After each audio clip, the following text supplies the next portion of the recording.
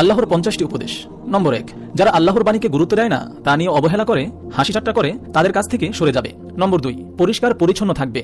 নম্বর 3, ঘুষ খাবে না এবং ঘুষ দিবে না। নম্বর 4, অন্যের টাকা পয়সা সম্পত্তি জেনে শুনে অন্যায়ভাবে দখল করবে না। নম্বর 5, অন্ন বস্ত্র বাসস্থান সংস্থানের জন্য যাদের আনুগত্য করছো তাদের কোনো ক্ষমতাই নেই তোমাকে কিছু দেবার, শুধুমাত্র আল্লাহর কাছে চাও। নম্বর 6, খাবারের দাওয়াত পেলে যখন যেতে বলেছে তখনই যাবে, বেশি আগে যাবে না। খাওয়া হয়ে গেলে দেরি না করে চলে আসবে, যাতে তাদের অসুবিধা না হয়। নম্বর 7, কথা বলার সময় কারো পক্ষপাতিত্ব করবে না, সেটা যদি নিকট আত্মীয়দের বিরুদ্ধেও হয়।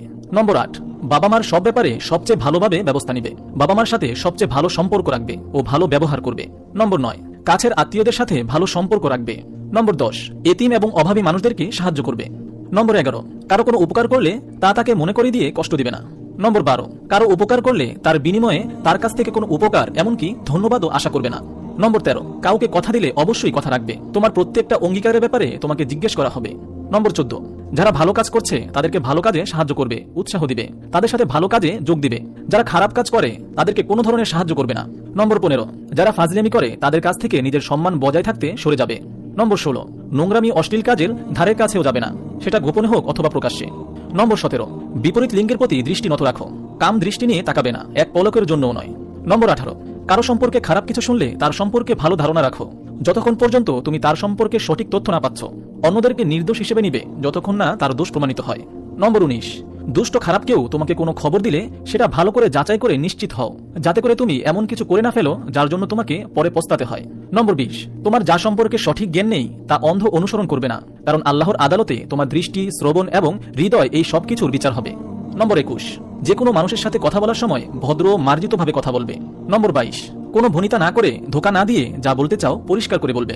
নম্বর 23, চিৎকার করবে না, কর্কশভাবে কথা বলবে না, নম্রভাবে কথা বলবে। নম্বর 24, মনের মধ্যে যা আছে সেটাই মুখে বলবে। নম্বর 25, ফালতু কথা বলবে না এবং অন্যের ফালতু কথা শুনবে না, যারা ফালতু কথা বলে অপ্রয়োজনীয় কাজে সময় নষ্ট করে তাদের কাছ থেকে সরে যাবে।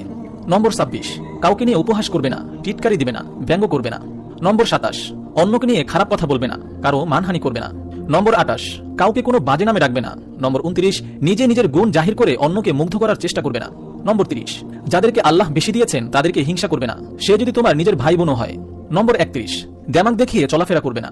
নম্বর 32, তাড়াহুড়া করবে না, ধীরে সুস্থে চলাফেরা করবে। নম্বর 33, বিনয়ের সাথে চলাফেরা করবে। নম্বর 34, বেশি সন্দেহ করবে না, কিছু সন্দেহ আছে যেটা করা গুনাহ।